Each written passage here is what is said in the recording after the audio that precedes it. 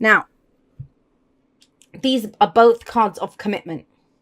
So this is a week where you're really looking at what you're committed to, how you're going forward. Start off with the Four of Wands. Like I said, this is where we've reached the foundation. It says, okay, you've got a great foundation. Celebrate how far you've come.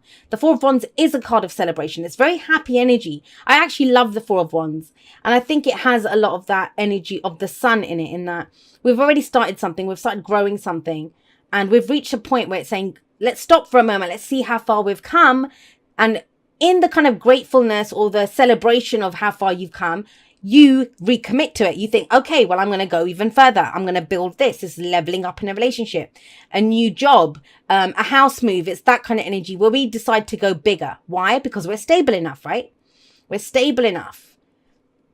Now, for some people as an underlying energy, it may be, I mean, it's kind of celebration, and some of you have your birthdays coming up. So it could be to do with that, but I'm seeing it as a bigger energy, especially with the Hierophant coming up beneath it, because as much as the minor arcana is about our day-to-day experiences of what's going on, and, you know, you have 4 minor arcana energies that have come up here. Let me just make sure I'm not making that up. Nope, there we go, 4. The major arcanas are about life changes, life shifts. Whatever you're doing right now this week, it is part of the big, and everything is, right? It's part of the bigger journey that we are on in our lives. Now, that's the whole point here. Some of you, very literally, look at these two. Some of you might be moving house. Some of you might be changing jobs, changing the people around you, redecorating, whatever. The Four of Wands can be a change in the energy around us. It's causing stress and anxiety. You know, you might be stressed out about whatever is going on. Now, for others of you, though, with this coming up at the heart of the reading, it's actually a good thing. And that's not me sugarcoating it. You know, I don't do that, for those of you that have followed me for a while. This is about, if that's the worst thing that's happening here, it's good. Why? Because the Nine of Swords says it's the going over it and over it again and again. It's making it bigger. It's making, you know, it's making it seem worse than it is. The Nine of Swords always has that message. Things are not as bad as they seem, no matter what is going on. And I always like to say this, that no one wakes up and decides to get stressed out and anxious over nothing. There is something, obviously. You know, worried about, will I get the job move? Will I get the promotion? Will this happen?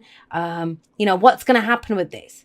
But a lot of that, the worst aspects of it are being created from our mind. The solution to the Nine of Swords, I always say, is to speak your truth. Speak it. Say the words. Get them out of your head.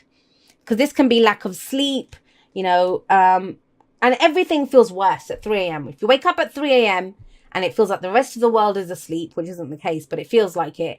Even if there's someone lying next to you in the bed, it feels very lonely and very depressing. You know, that kind of energy of, I don't know what I'm going to do. Speak it. And the Page of Swords beneath that says the same thing. Then you have the Seven of Wands coming up as a past energy. So this is last week, last month, last year, the foundation. You've been going for a lot. Seven of Wands is things coming at us from every angle. It's defensive energy. Now, we cannot create. We cannot create from the energy of the Seven of Wands. Why do I say that? Because think about it. If you're braced for impact, if you're defending something, and that's what this guy's doing. He's defending the doors, right? If you're defending something, how can you put energy out into the world? It's as if, I mean, I call this the warrior spirit card, but think about that. If you're a warrior and, I don't know, say England is your kingdom. That's what you fight for. That is your home. It's England. Now, how can you go conquer France? Sorry, French people, but how can you go conquer France or go out? And that's what countries used to do, right? How can you do that if you're defending your home? If you're defending England, you can't go out and conquer France, right? You can't send your troops out to another land. And that's how I was explaining the Seven of Wands. But this is making a stand. It's like saying, no more, you cannot have this. This is mine. This can be a testing time. This can be a literal test. You know, sometimes it's examinations that we're taking, interviews. And this kind of energy can be job interviews. You might be stressed out. Think about it literally. Had a job interview, you know, went through the test of it, stood up for myself. Now I'm stressed out because I don't know if I'll get the job. I'm just trying to explain how the energy can come through. Or obviously, it's a general reading and it can go both ways, first of all. So if there's someone central to your story, you might be explaining what's going on there if you're stressed out about that. But the other thing is we use the energy in different ways. In different ways. Some of you, it might be that, you know, I'm not going to deal with problems coming at me anymore. I'm going to go create something. Let me look at what my foundation is. How do I build on this? How do I commit? Some of you have been asked to commit to something. That's what's causing you the stress, because you've gone through such a troubling time in the in the past. You've gone through this troubling time in the past, so you're thinking the worst now, that, well, I don't want to go through that again. I'm happy with my 4 wands. I don't know if I want to get back into the fray with the 7. Where are we right now? Well, we have Faith or the Hierophant coming up in the present, and that's what you're being asked to look at. The Hierophant is a card of commitment. These are both marriage cards, so it could be someone's getting married this week, and this is that whole, it is stressful building up to it. You've gone through a lot to get to this stage. But the Faith card, that's why it's called Faith in this deck. What do you have faith in? Now, no one can tell us what we have faith in. That's the whole point of faith. It's ours. We choose to commit to it. But the Hierophant, it's the prescribed path. And have a look here. There's a lot of religious, iconic people that you see from different faiths, right? It looks like these leaders of different faiths. And that's what the Hierophant is. Usually, sometimes called the Pope in some decks, or the High Priest. What is it that you conform to? What are your beliefs in this situation? What do you commit to? That's what's going to give you stability and security and get you out of this headspace here. I always say this: you don't have to have faith in what's going on around you. You don't have to have faith in the people around you, the path that you're on, what's coming up ahead. You don't have to worry about that. You just have to have faith in yourself. And faith is not hope.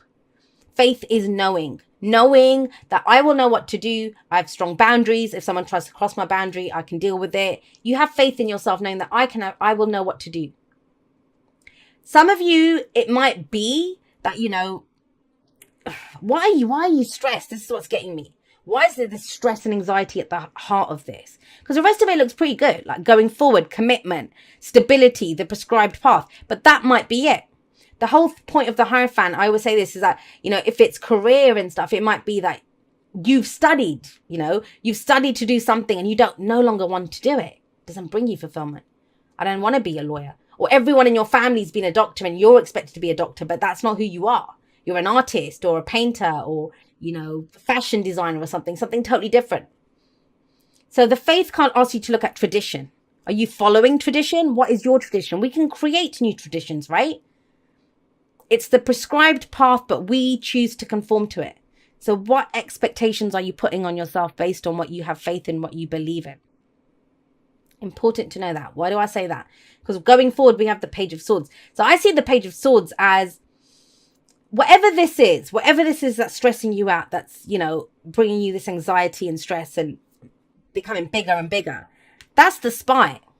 What does this Page of Swords do? He goes and gets more information.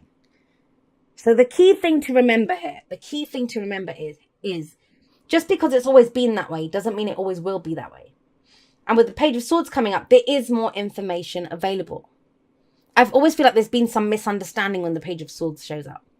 Because he is the spy. He goes and gets more information. But I want you to imagine this. Say I got someone who knew nothing about tarot. This example I was given. So they know nothing about tarot.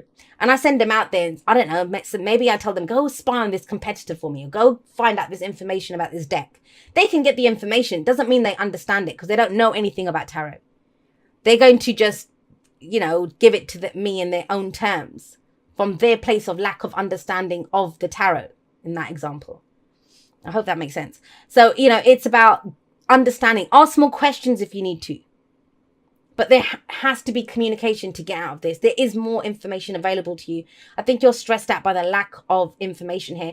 But it's kind of strange because it's asking you to commit before you get the more information.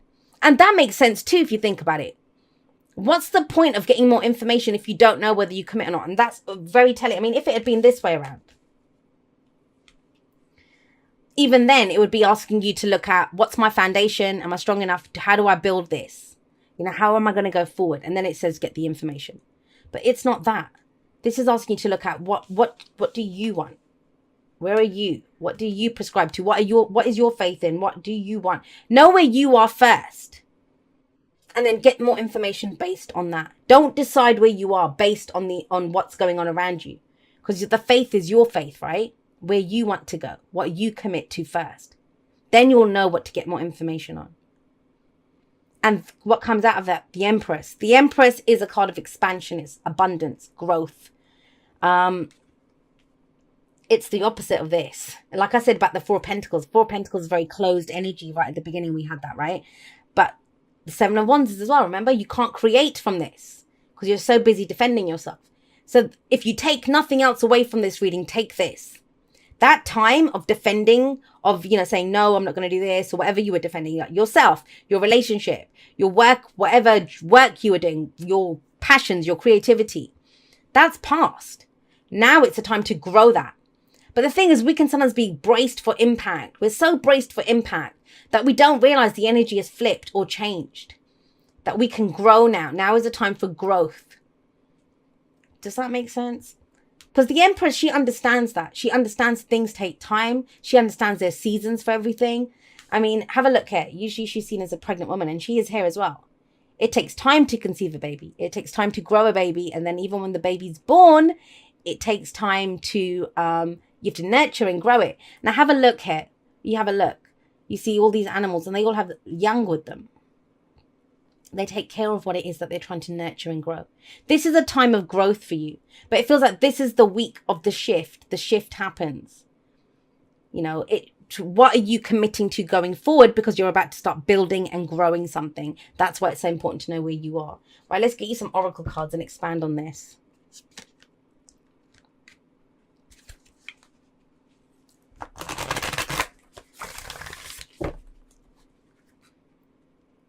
I mean, Sagittarius, you know better than anyone. And I have a Sagittarius rising. Just because it's always been that way doesn't mean it always has to be that way, right? But I think if you've not known where to go looking for more information or whatever, because you're so in your own head. And I think you haven't fully decided to commit to it. So imagine if I was going for a job, right? And I didn't know. I'm thinking, well, I could be this and I could be that. I can't go out there and start exploring everything. First, I have to decide, well, what do I want to do? Well, okay, I want to work for myself. Fine. Well, that crosses out all the other jobs that I would be applying for. What can I do? So it's working through it that way. But first, it's the commitment to what I want to work for myself. Do you see?